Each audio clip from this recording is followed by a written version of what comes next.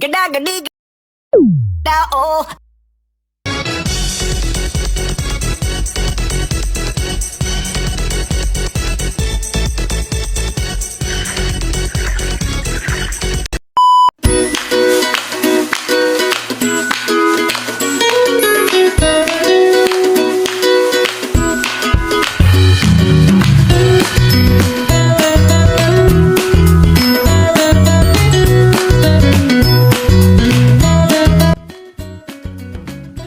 Apa sih itu sifat koligatif larutan? Sifat koligatif larutan merupakan sifat larutan yang tidak bergantung pada jenis zat terlarut, tetapi hanya bergantung pada konsentrasi zat terlarutnya.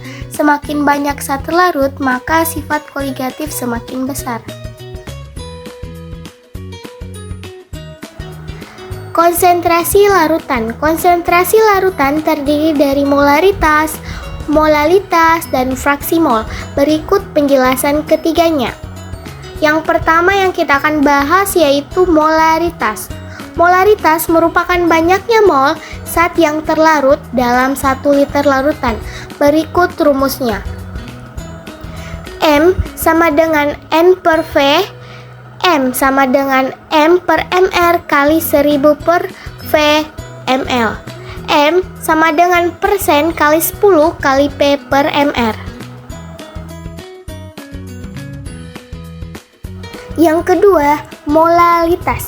Molalitas menyatakan banyaknya mol zat terlarut dalam setiap 1000 gram pelarut.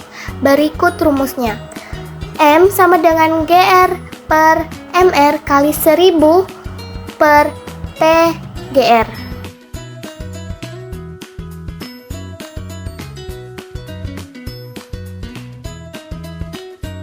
Yang ketiga, fraksi mol.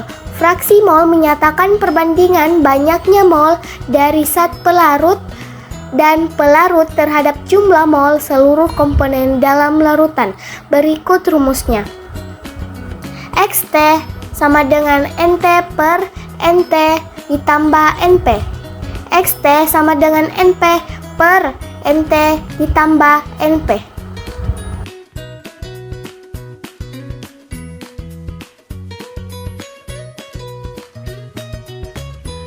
Klasifikasi sifat koligatif larutan.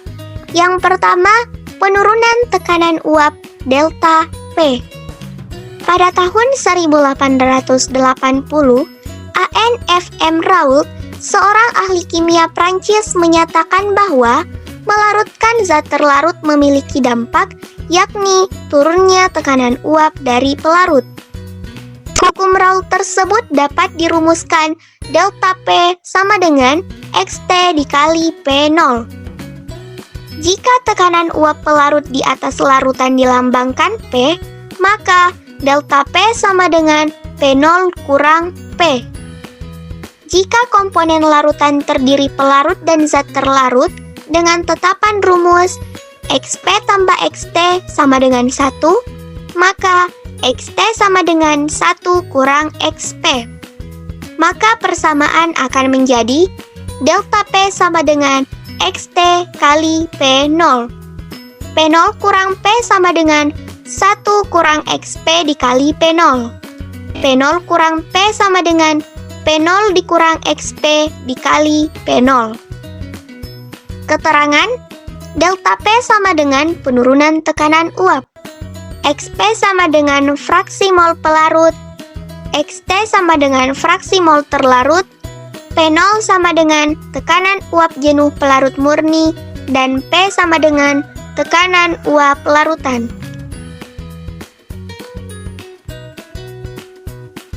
Contoh soal. Diketahui bahwa tekanan uap air murni sebesar 100 mmHg. Jika fraksi mol NaCl adalah 10%, maka besar penurunan tekanan uap adalah pembahasan. Diketahui P0 sama dengan 100 mmHg, XT sama dengan 10% sama dengan 0,1. Ditanyakan berapa nilai delta P? Delta P sama dengan XT kali P0. Delta P sama dengan 0,1 kali 100 mmHg delta P sama dengan 10 mmHg. Jadi, tekanan uap turun sebesar 10 mmHg.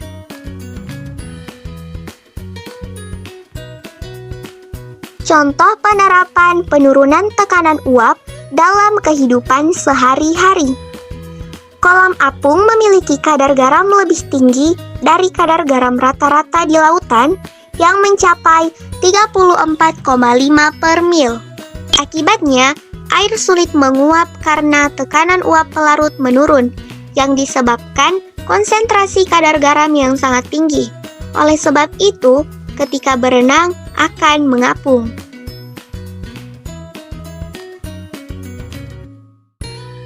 Yang kedua, kenaikan titik didih delta TB. Titik didih zat cair merupakan suhu tetap ketika zat cair mendidih. Pada suhu itu, tekanan uap zat cair sama dengan tekanan udara di sekitarnya. Kenaikan titik didih disebut perbedaan titik didih larutan dengan titik didih pelarut murni. Kenaikan titik didih dilambangkan dengan delta TB. Berikut rumus kenaikan titik didih.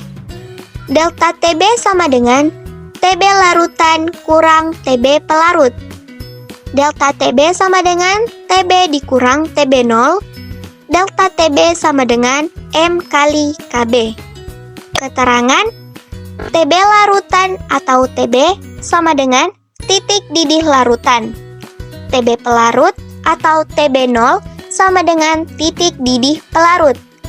Delta TB sama dengan kenaikan titik didih. M sama dengan molalitas larutan. KB sama dengan tetapan kenaikan titik didih molal. Contoh soal, sebanyak 6 gram urea dilarutkan ke dalam 500 gram air. Tentukan titik didih larutan tersebut jika KB air sama dengan 0,52 derajat Celcius per M dengan MR urea 60. Langkah pertama, menentukan molalitas urea. M sama dengan W per MR dikali 1000 per P sama dengan 6 per 60 dikali 1000 per 500 sama dengan 0,2 M. Langkah kedua, menentukan delta TB. Delta TB sama dengan M dikali KB. 0,2 M dikali 0,52 derajat Celcius per M sama dengan 0,104 derajat Celcius. Langkah ketiga, menghitung titik didih larutan. Delta TB sama dengan TB larutan dikurang TB pelarut. Maka TB larutan sama dengan TB pelarut ditambah delta TB. Sama dengan 100 derajat Celcius tambah 0,10 derajat Celcius sama dengan 100,104 derajat Celcius. Sehingga larutan urea mendidih pada suhu 100,104 derajat Celcius. Contoh penerapan dalam kehidupan sehari-hari. Penambahan garam ketika memasak dilakukan setelah air mendidih. Tujuannya sebagai tindak pencegahan agar pada proses pemasakan tidak terlalu lama.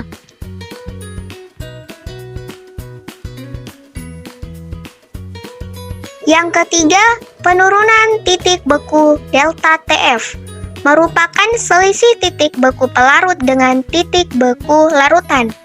Delta TF sama dengan TF pelarut dikurang TF larutan. Delta TF sama dengan TF0 kurang TF. Delta TF sama dengan M kali KF. Keterangan, TF larutan sama dengan titik beku larutan. TF pelarut sama dengan titik beku pelarut. Delta TF sama dengan penurunan titik beku. M sama dengan molalitas larutan. KF sama dengan tetapan penurunan titik beku molal. Contoh penerapan dalam kehidupan sehari-hari. Membuat campuran pendingin pada es putar dengan cairan pendingin yang memiliki titik beku jauh di bawah 0. Pada pembuatan es putar dengan mencampurkan kepingan es batu dengan garam dapur dalam sebuah wadah. Yang keempat, tekanan osmotik. Menurut Van Hoff, tekanan osmotik merupakan larutan-larutan encer yang dapat dikalkulasikan dengan rumus yang serupa dengan persamaan gas ideal berikut. PV sama dengan N kali R kali T atau Pi V sama dengan N kali R kali T, Pi sama dengan M kali R kali T. Keterangan Pi sama dengan tekanan osmotik, M sama dengan molaritas, R sama dengan tetapan gas dengan nilai 0,082.